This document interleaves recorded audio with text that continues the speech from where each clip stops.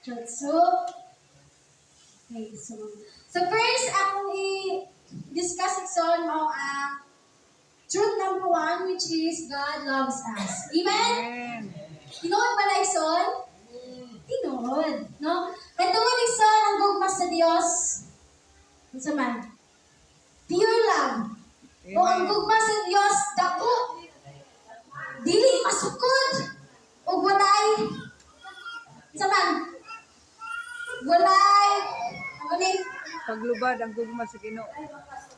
Walay paglubad. Walay paglubad na gugma. So na igsoon, pinasahi ang gugma sa Dios. Amen tata? Amen. Kay tungod ang gugma sa Dios.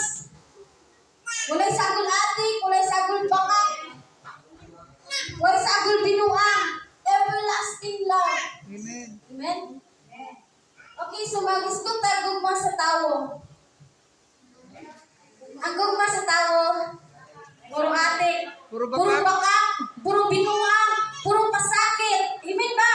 Amen. No? Di ka maingon nga, dili. Wala sa may anak. Di ka maingon nga, dilin pa na, lahit pa na, lahit. Kisa may wala abot, anak. Kitang tanan. Amen. Naka-experience o kasakit, kaguol, naka-experience o Kagutom. lagi ang kagutom. Mas lahi na walang kagutom dyan.